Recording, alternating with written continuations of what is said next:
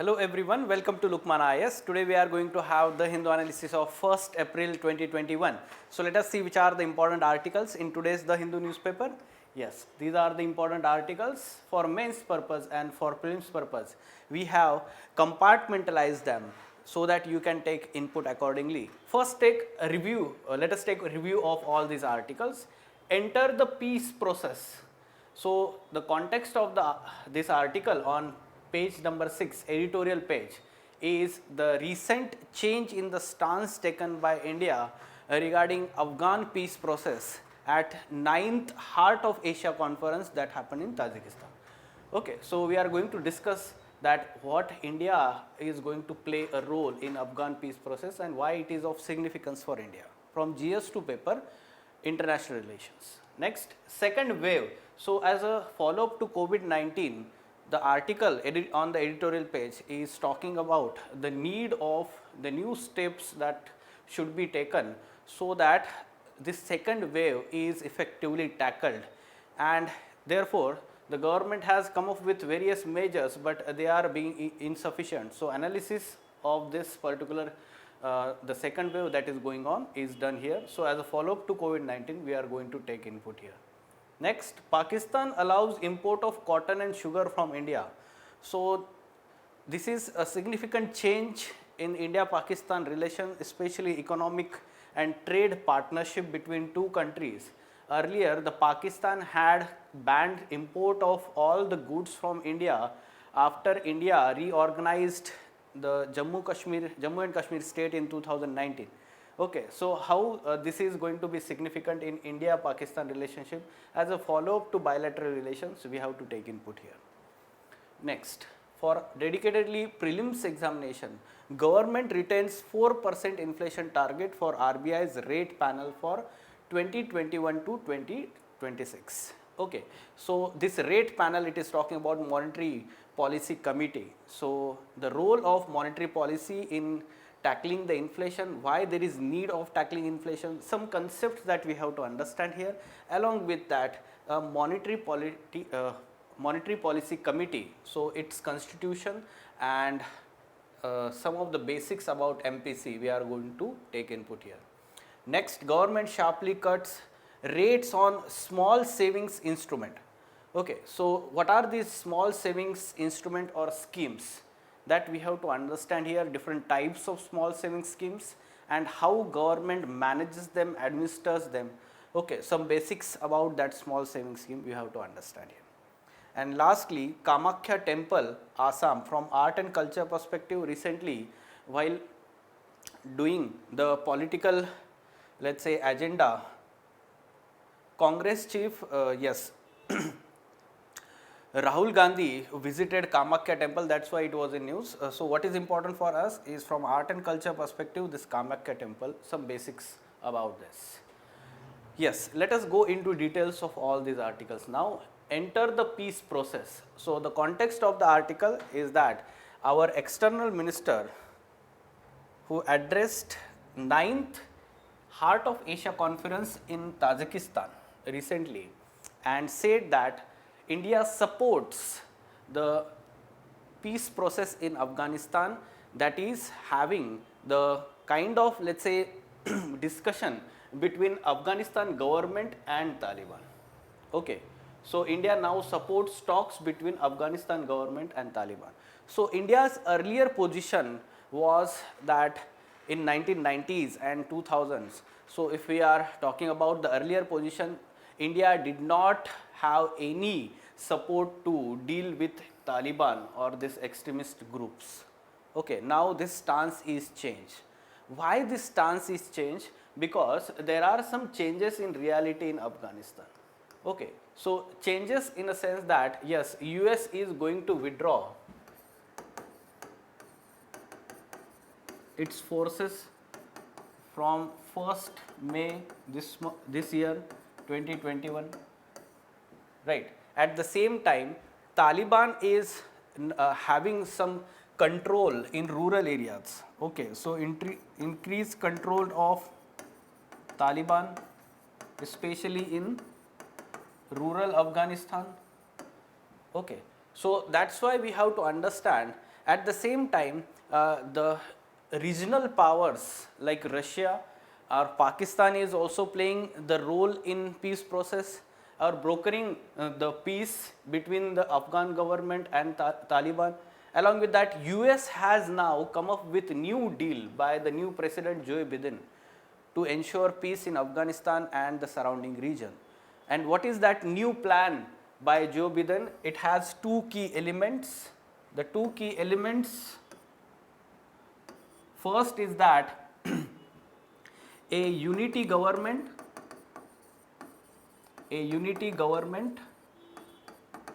for transition, or we can say transition government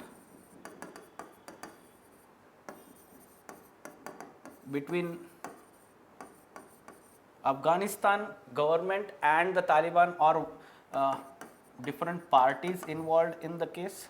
And second, UN led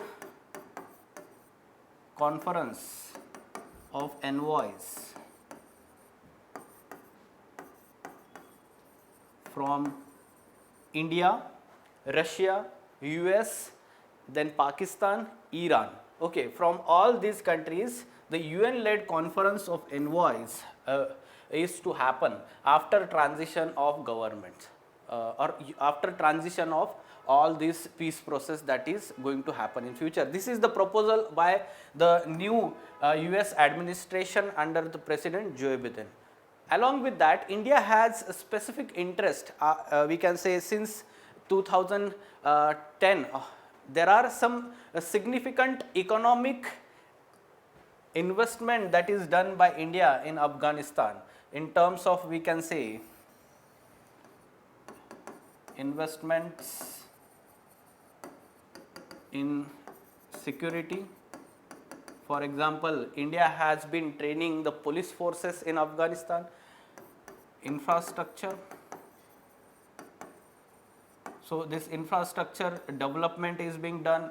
The parliament building of Afghanistan was to some extent investment was done by India. So irrigation, power production, hydroelectricity production, dam building. So yes, such kind of investment. Recently India had signed a deal with Afghanistan to build Shahtush project or dam, Shahtush Dam near Kabul. Right. So yes, Shahtush, not Shahtush. Shahtush is Shahtush Shawls. Okay, Shahtush Dam near Kabul. Okay, so this is how India is continuously investing. At the same time, India has a significant strategic and security interests also. How strategic interest, that we have to understand here? Strategic in a sense that, for example, Tapi pipeline. So energy security to some extent is very important here. Involved. Tapi pipeline passes through Afghanistan. At the same time, we have to understand that a good relationship with Afghanistan, Afghanistan being the Pakistan's neighbor, is very important strategically. Security wise, yes, terrorism. India does not want instability in that region, in that country, because it will surely impact India also. Okay, or India's security also. This is how we have to understand that why India is very much interested in ensuring peace in Afghanistan and region. And that's why our external minister has recently said that yes, double peace is required in Afghanistan as well as region. What do you mean by double here? Double means in Afghanistan and in surrounding region. So regional stability and peace as well as peace in Afghanistan. This double peace can be achieved with the help of India's deep ties with Russia and US. Along with that, some bonhomie or positive image that India has in Arab countries or nearby region. Okay, so this is how India can play a significant role. What kind of question was already asked in 2013 UPC mains examination GS2 paper. The proposed withdrawal of international security assistance forces from Afghanistan in 2014 is fraught with major security implications for the countries of the region. Examined in the light of fact that India is faced with plethora of challenges and needs to safeguard its own strategic interests. Just now we talked about what are the strategic interests that India has and how it needs to safeguard. At the same time, the similar kind of situation is arising now when US is withdrawing its forces from 1st May this year. So, yes, what role India can play in ensuring the peace in Afghanistan and in surrounding region? This kind of question can be asked again in 2021 mains examination. Fine. So, yes, try to take input accordingly. Next, second wave. So, here the context is the increasing COVID-19 cases in some of the states like Maharashtra, Punjab, Madhya Pradesh, and yes, significantly they are being responsible for increasing number of cases overall in India, as well as the deaths resulting from these cases. The number of deaths are also increasing. So, that is why the concern is being raised from time to time by the government. For example, VK Paul, the Niti Aayog member and the chief communication let us say member to the people from on behalf of government, has continuously described the ongoing situation is going from bad to worse. This is how we have to analyze now what are the challenges involved here. The challenges is that though the vaccination is rolled out by the government, the rate of vaccination is still less.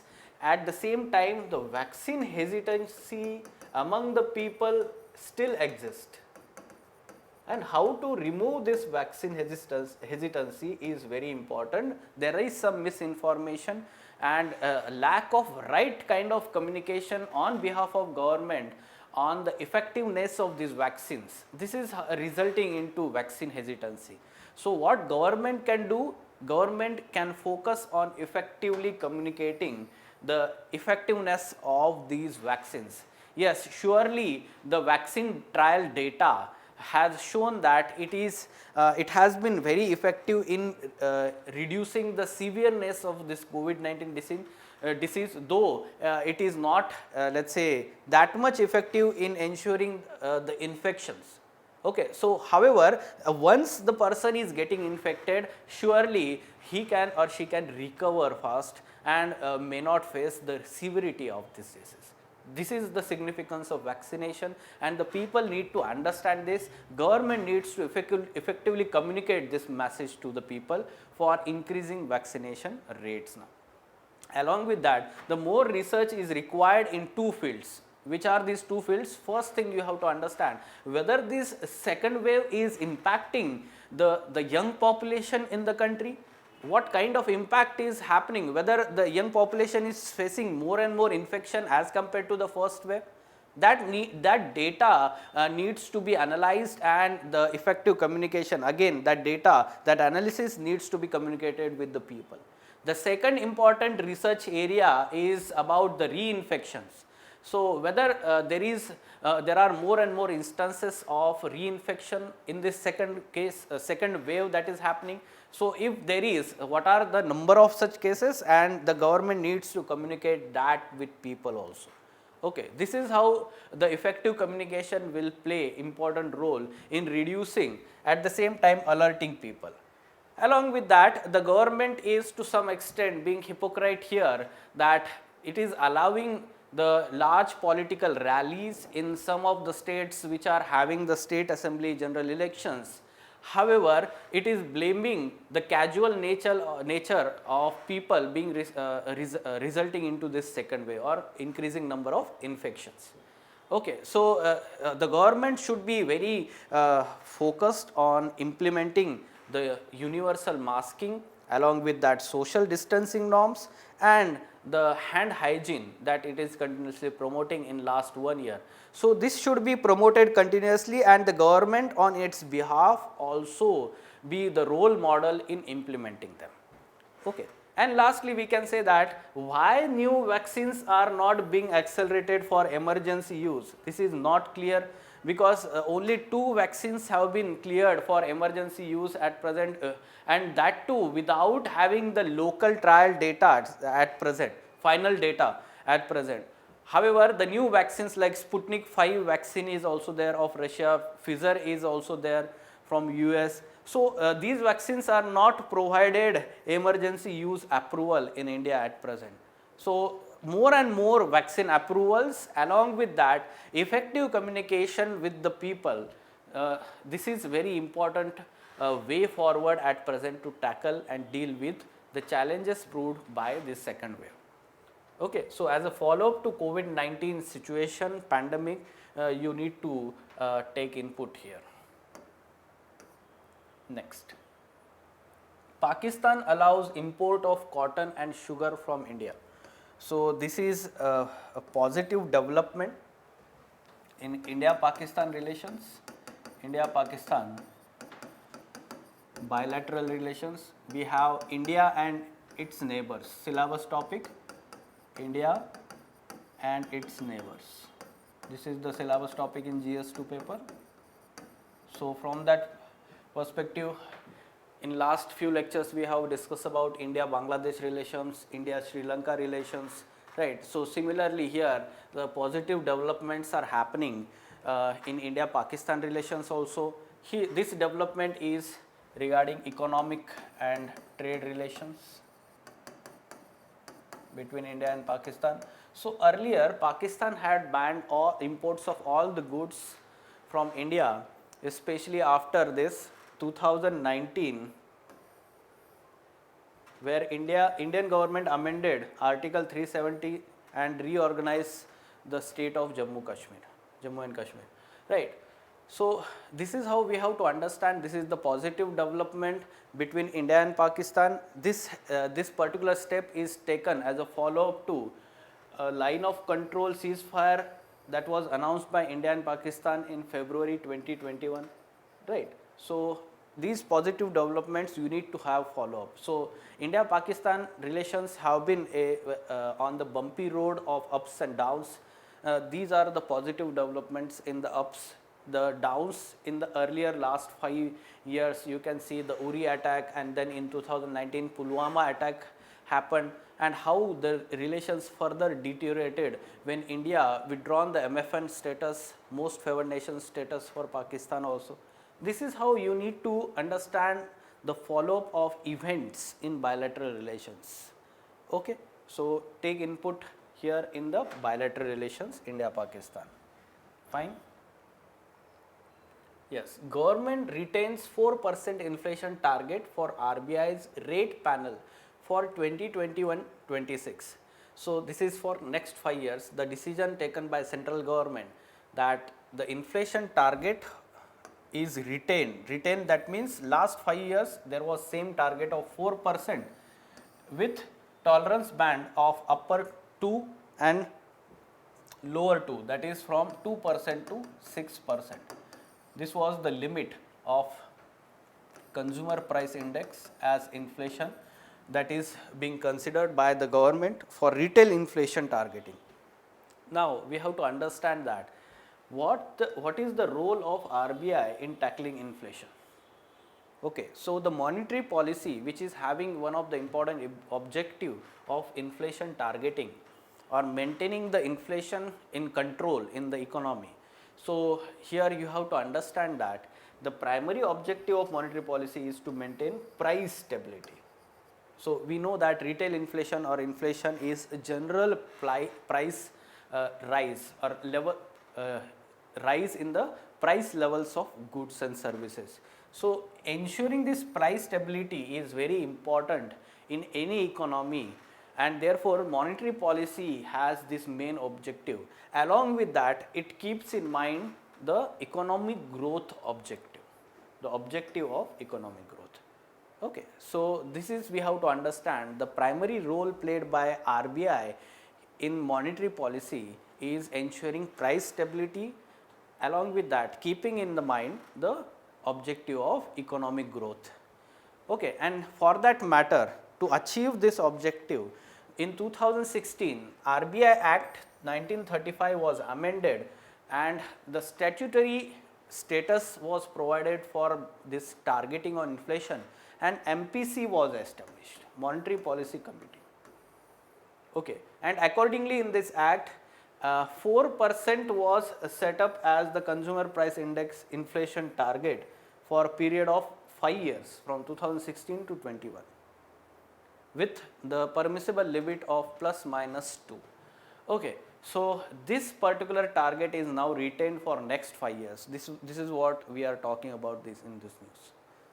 Now, what is this MPC? Yes, UPC has already asked in prelims examination question on Monetary Policy Committee.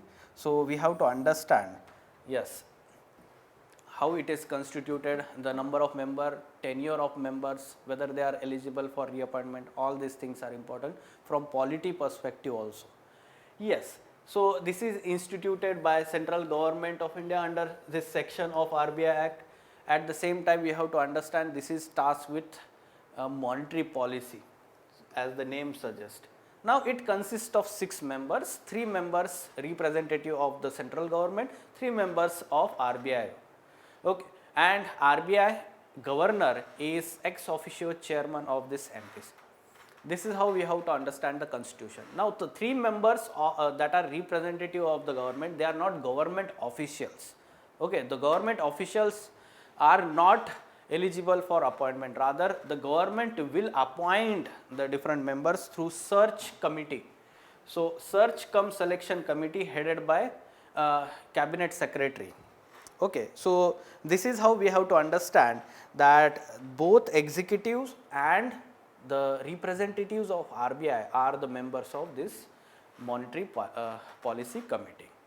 So, the members of this committee has tenure of 4 years and they are not eligible for reappointment. This is how we have to understand, and the decisions are taken by the majority. If there is tie among the members, then the casting vote is done by RBI governor as chairman of this committee. Okay. This is the basic information about MPC. What kind of question we can expect here? Let us try to solve this practice question. Yes, consider the following statements about MPC. See, first question, first statement, it consists of 6 members. Yes, this is correct. We have to find the incorrect statements. Finance Secretary of Central Government is ex officio chairman of MPC. This is incorrect. Finance Secretary is not the ex officio chairman of MPC, rather RBI governor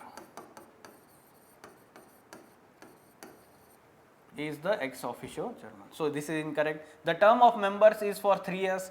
This is incorrect, not 3 years, rather 4 years is the term. And members are not eligible for reappointment. This is correct statement. So, incorrect statement 2 and 3, and that is why answer should be B, 2 and 3 only. This is how we need to approach to this question. Fine? Yes. Next article, government sharply cuts rates on small savings instrument. So, here the government has done the quarterly review of interest rates on small savings schemes. So, every quarter, after every quarter, that is after every 3 months, the government resets the interest rates on small savings schemes. So, this time the government has drastically reduced the interest rates on these small savings schemes, so that the government can have further investment in infrastructure and boost for, we can say, economic growth. This is the objective of the government, to reduce the interest rates for this quarter. Okay, you can see here in this particular article the different names of small savings schemes mentioned. For example, senior citizen savings schemes, recurring deposit schemes, time deposit schemes, or national savings certificates, Kisan Vikas Patra, Sukanya Samriddhi account scheme, all provident fund, public provident fund scheme. All these are small savings schemes of the government. Now, significance of small savings schemes, basics about that, let us try to take input here. The significance of small savings scheme is that seeks to achieve two objectives. First, it acts as a social security instruments for the people. For example, Provident Fund is there, Sukanya Samruddhi scheme for the education and the marriage expenses of girl child, right? So senior citizens and their social security. And second aspect is that the money in the savings, it is done, it is used by the government to fund its fiscal deficit. This is how the fund mobilization or resource mobilization is done for the central government. This is the significance. Two aspects you have to understand. Savings. So savings rate largely is high in India because of this small security, small savings schemes, and the social security is the objective here, and second is fund mobilization for central government. Now these social security schemes are basically categorized under three headings here: post office deposit schemes, savings certificate schemes, social security schemes. You can see the example: National Savings Certificate, Kisan Vikas Patra, Public Provident Fund, Senior Citizen Savings Scheme, Sukanya Samriddhi account. These are social security schemes. And post office deposits. So generally government ensures the interest rates higher in these small savings schemes. So that's why the people are very much interested in invest in or have the savings under these small savings schemes. So these small savings schemes or these funds, they are going into National Small Savings Fund, NSSF, under Public Account of India, under Public Account of India. Okay, so this particular fund is established dedicatedly, and all the funds received through these schemes goes to Public Account of India, not Consolidated Fund of India, not Contingency Fund of India. It goes to Public Account of India. Okay, so this particular fund was established in 1999. Okay, so this is how you have to understand this information. And the funds, these are, or these schemes are liability of central government. Liabilities of central government, and this fund is administered by Finance Ministry of Union Government. Finance Ministry of Union Government. This is the basic information that you need to know. These funds are going into Public Account of India, not Consolidated Fund of India. Fine? Okay. So we can solve this kind of question here. Again, for practice purpose, consider the following statements about small savings schemes. First statement. So here first check, we have to answer the or check the correct statements here. These schemes help in resource mobilization for central government. Yes, this is correct. Funds collected under these schemes are accounted for in Consolidated Fund of India. Incorrect. This is not in Consolidated Fund of India, rather in Public Account of India. There are three funds to be established under Indian Constitution: Consolidated Fund of India, Contingency Fund of India, and Public Accounts of India.